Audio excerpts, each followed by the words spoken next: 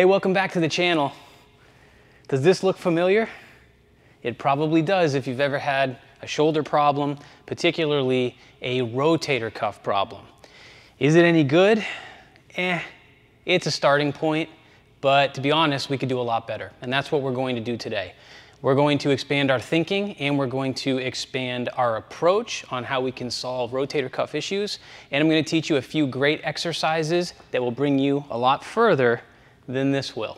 Are you ready? Let's get into it. This first exercise is in a category of exercises that we refer to as neuromechanic drills. And the exercise is called a suprascapular nerve glide. And so what that means is that we're going to tension the suprascapular nerve and then add some movement to that to gently mobilize the nerve. Now, the reason why this is an important idea for rotator cuff problems is that a lot of times people have complaints of abduction like this with external rotation like this. And the suprascapular nerve happens to supply some of the muscles that help us with these motions. So mobilizing the nerve can help make those muscles happier and able to function better. Before we get into this demonstration, I just need you to understand this one thing. When we're doing a neuromechanic drill and we're taking a nerve and putting it under tension, we want that tension to be extremely gentle. So I always tell people that once you feel any kind of stretch when you're in the tensioning position, it's important to keep the intensity that you feel of that stretch very low.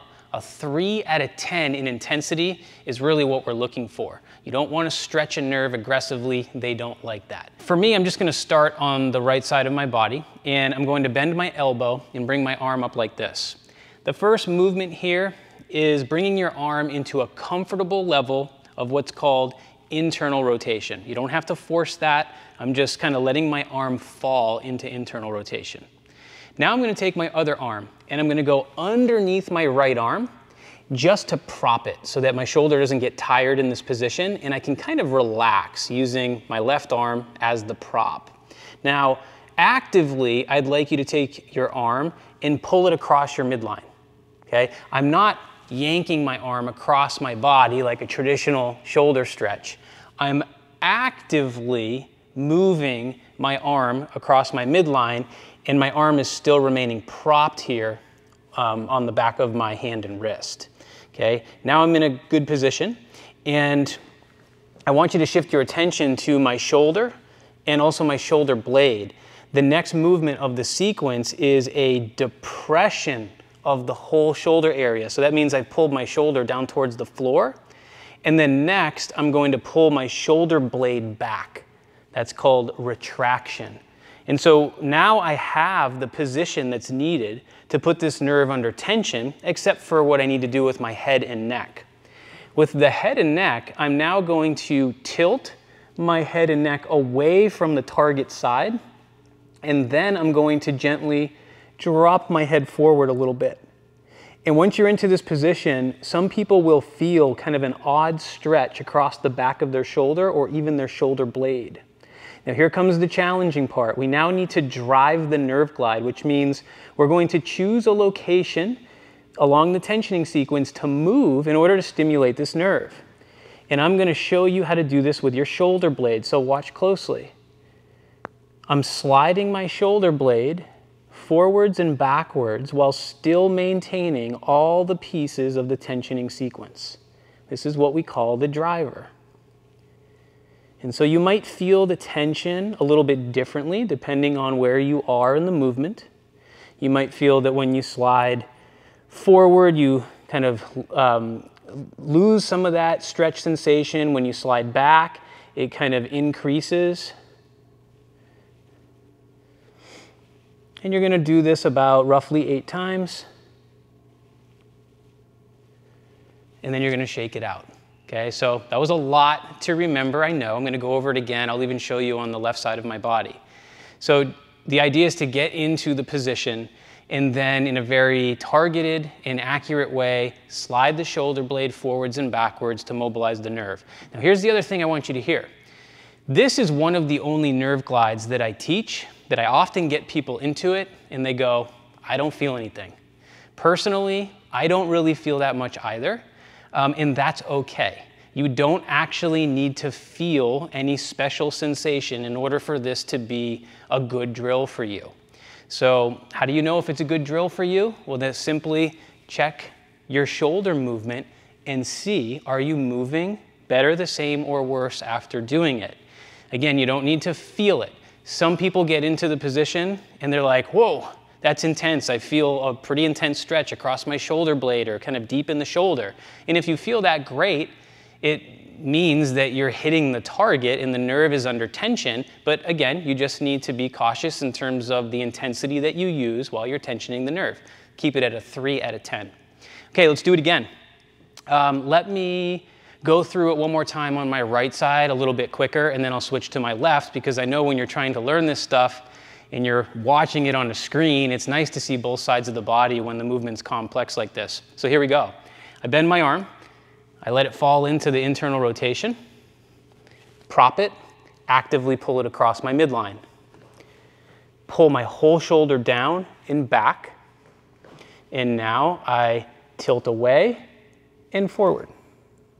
Once into the position, I'm sliding my shoulder blade forwards and backwards.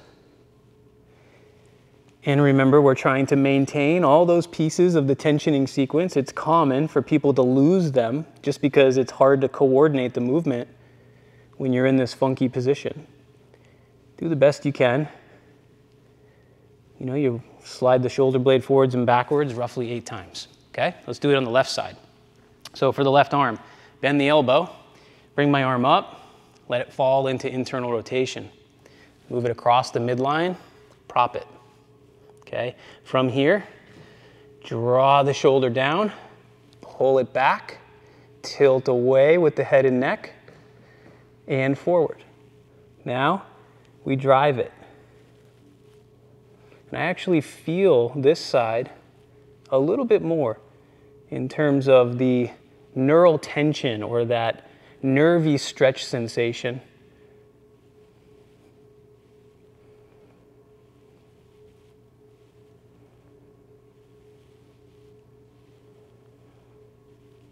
Good. And after 8 or so pulses, shake it out, retest, see how you feel. This is a very unique exercise. It's one of the ones that I've seen help people kind of catapult themselves past their plateau with trying to rehab their rotator cuff. Remember, we're mobilizing a nerve that supplies the muscles that help your rotator cuff function. Here's something else that I want you to learn today. In the clinical world, there is, or I should say, there's a common misconception that is coming from the clinical world that nerve glides or different kinds of neuromechanic drills are only useful if you have a nerve problem. And that is not true. So you don't have to have a nerve problem for this to be effective. In fact, you probably already know that moving your muscles and your joints through their fullest range of motion is a very healthy thing to do. And that's why we have mobility practices, because we need to do that to keep our joints healthy. Nerves are not different than that. It's actually a really healthy thing to do when you move your nerves through their fullest range of motion. And that's what we're doing here. So whether you have a nerve problem or not, if you don't, you can get a lot of value from doing the exercise simply because stimulating the nerve is a very novel thing to do for your brain and nervous system. And because that nerve supplies these important muscles for rotator cuff function, it's really no different than doing any other kind of mobility drill in terms of improving joint health. So keep that in mind, and remember, after you try this, test it out and see how your shoulders feel right afterwards. You've probably tried different self-care types of exercises or even therapies to improve your shoulder health. Maybe you've seen a massage therapist, maybe you've tried some foam rolling or some trigger pointing with one of the many tools that we have available that we can push into our body and create some kind of stimulus with. There's so many different things out there, including all the different stretches and mobilizations that you could do. Now, one of the areas that people go wrong when they're starting to explore different exercises and different therapies is that once you have created some kind of result with your shoulders, meaning maybe your mobility has improved, maybe your pain has decreased, maybe your strength has improved. Once you have had that improvement, it's really, really critical that you then go and use that improvement. What do I mean by that? I mean load it. So here's what we're going to be doing in this sequence of exercises. You've already done the suprascapular nerve glide, and hopefully you've assessed that and it's helped you improve your mobility and improve your strength. What that will generally do for a person is upregulate what we call neural drive in the muscles that the nerve supplies, and that will equal improvements in strength and mobility. So you've created this result, this window that is temporary in terms of improvement. And now it is critical that we go and train it. This is what allows your brain to actually learn something. And this is where people go wrong. They do the things and they might get the relief and the result in the moment, but then they fail to go and train the new range of motion, or the new range of motion where they have less pain. And what this kind of causes is just a kind of short-term relief game. And the idea here is to actually get your brain to own the result. And the way that we do that is by teaching the brain that it's safe to move through this new range of motion with less pain and greater strength. So that's what we're going to do. We're about to train your brain as well as your shoulders, and we're going to do that right here with this band that I have anchored to the wall. So this next exercise is a joint mobilization that we call a band-loaded shoulder figure 8.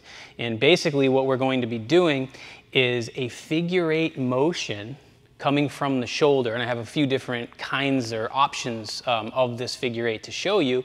And we're going to be using a resistance band to emphasize loading shoulder external rotation. So what you need is an anchor point, and the anchor point can be anywhere from like shoulder height, maybe a little higher, and you need a light band. I don't care how strong you are, trust me, you want a light band, because it will only take 3 repetitions before your shoulder is completely fatigued out, because this is a really hard drill and it's really isolated to the shoulder. So here's how we set this up. I'm going to have my anchor point off to my side. I'm working on my right arm, and I'm going to take this light band and I'm going to loop it around my wrist. This is very important. I would rather the band be on your wrist than rather in your hand right now. The reason is that when people put the band in their hand, they have a tendency to really extend through the wrist and kind of compensate, and that takes some of the load off of the part of the shoulder that we're trying to train. So I find that at first, it's nice to go to the wrist, so then people don't build up unwanted tension in their hand and forearm. From here, I'm going to angle myself appropriately. After the first kind of few repetitions, I kind of know where my body belongs. You'll see why here, because sometimes the band can kind of run into you. But the first option here is going to be a vertical shoulder figure 8. So with a bent arm, I'm going to be performing the largest figure 8 in this orientation vertically, meaning half of the figure 8 is up here and half of it is down here, and I'll be crossing somewhere in the middle. My band is going to be under tension the entire time. If I'm too close to my anchor point, I'll lose tension. So I need to be far enough away from my anchor point that I have constant tension the whole time. From here, I start this figure 8. My arm is going to stay bent the whole time. And I want my forearm to remain vertical as best I can. What will often happen is this is a lot of force on the shoulder and people will go like this, and now their forearm is not vertical. So you want to really aim to keep the forearm vertical no matter where it is in this figure 8. And guess what? My shoulder is already burning. And I'm just going to work both directions here. Really just trying to create a clean figure 8, maintaining that vertical forearm. Try to maintain good posture. I'm not moving through the trunk. Remember, this is independent motion coming from the shoulder. And you'll have to kind of gauge your reps, right? You could do as few as 3 because you will get tired fast, maybe 3 in each direction. And you could go up as high as maybe 10, but trust me, 10 reps would be a lot with this.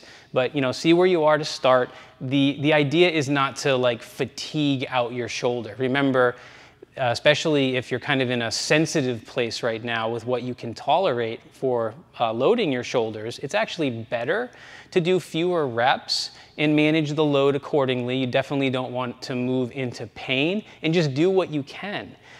You don't have to get 10 repetitions. You might find that you can only do 3, and as long as you're doing it, you're hitting the target, you're performing the movement cleanly and not moving into pain, then you're being successful and you're teaching your brain what's possible in terms of moving through a new range of motion with better strength. And that's the key for getting those long-term sticky results.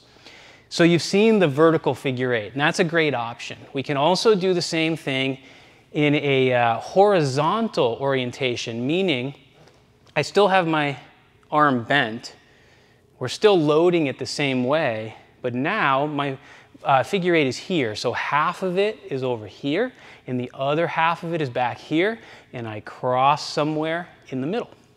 Now for this option, I do have to kind of angle my body accordingly so that the band doesn't run into me. So usually kind of turning back in helps. And I got to position myself, far enough away that I have constant tension. I also wanted to mention this. It's kind of nice to get into a lunge stance of some kind. The lunge stance will kind of give you a bite on the ground. It's also more athletic. It'll help you stabilize. So if my right arm is the active arm, personally I like to get my left leg forward, and I'm in sort of like a forward 45 lunge. From here, what I'm going to do is work that figure 8. And again, I'm trying to work through my greatest range of motion with control, making a nice smooth motion. I'm still working to keep my forearm vertical. It's really hard when I come to the inside of this figure 8. I want to internally rotate, and I'm working to keep that external rotation without breaking down form and twisting through my trunk. And we can go both directions. Whew. And you will feel the burn. One more. Great. Oh, it's tiring. You won't believe it. Remember, start with that light band. Manage your dosage, right? Never move into pain. It should feel good. It should, if you start to feel that fatigue, it should be kind of a good fatigue. But once you start to feel it, you're done. Stop your set. And over time, start with fewer repetitions, and over time build up. Now, last, obviously I can do this on either side of the body.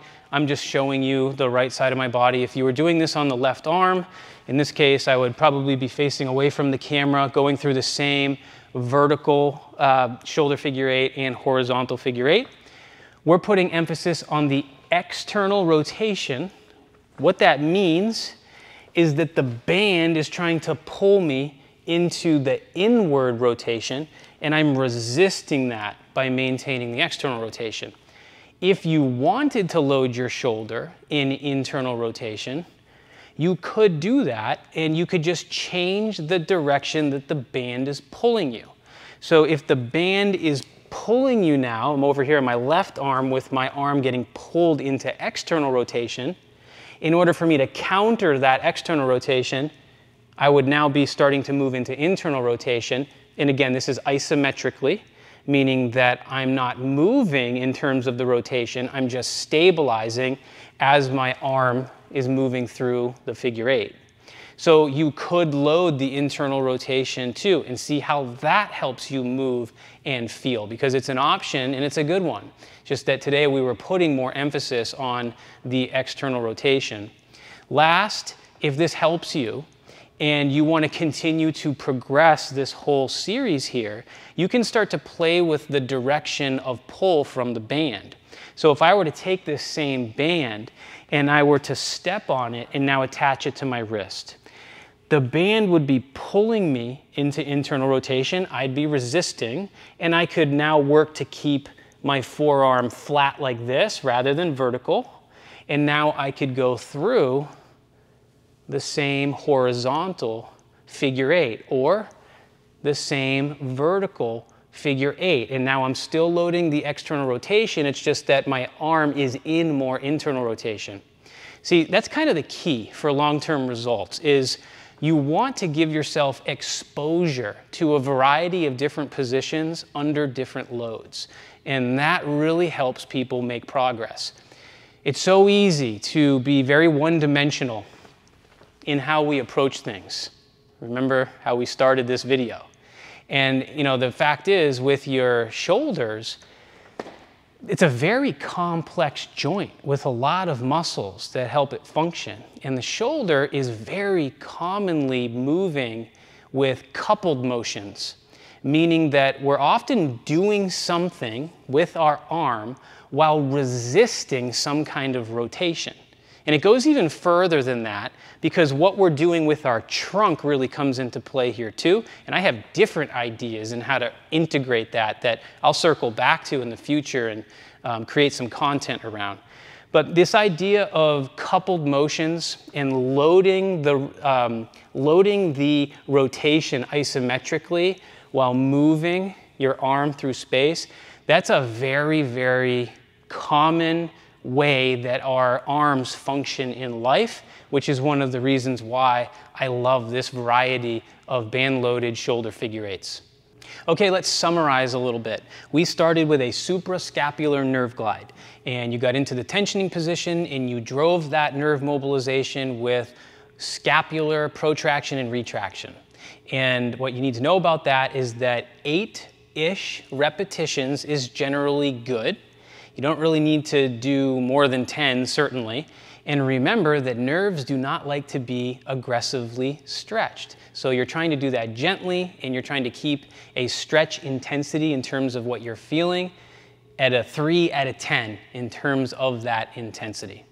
Then we went on to the band-loaded shoulder figure 8s. That's where we got some training to retrain our brain, not just our body, so that our brain can learn to own those results that we gained from the suprascapular nerve glide. I showed you a couple different variations there. The idea is not to completely fatigue out your shoulder, especially if you're in a sensitive state with it. Instead, walk away being successful. The idea is just to create some learning. We have a saying, the greater the load, the greater the learning. And so what we're trying to do is find the right dosage of that load at the right intensity where you can have success, and you certainly don't want to feel pain. So do some repetitions, let it feel good, and then walk away. This little routine can be done once a day. It could be done multiple times a day depending on how you're responding. But here's the key: how you're responding. Do not take my word for it that this is going to help you. This is all based on your brain's needs. So it's super important that as you learn these exercises, you actually pause for long enough to ask your body, hey, how does this make my shoulders feel? And what you're trying to do is locate exercises that help move the needle in the right direction, meaning they give you immediate improvements in how you feel and how you move. And if something doesn't feel good or it causes you pain, then right now it's just not the right exercise for you. So keep that in mind, and that's okay, because guess what? I'm coming back with tons of content, and eventually you are going to find something that works amazing. So if you like this video, please give it the thumbs up, because it really helps. And if you have any questions as you go through these exercises, certainly ask me in the comments, because I'd love to help you. If you haven't already done so, definitely subscribe to the channel. And if you want to go deeper into these kinds of topics where we look at health and fitness through a very neurocentric lens, then definitely check out my podcast, the Cruise Elite Podcast. So that's it for today. Thank you so much for being here, and we'll see you soon.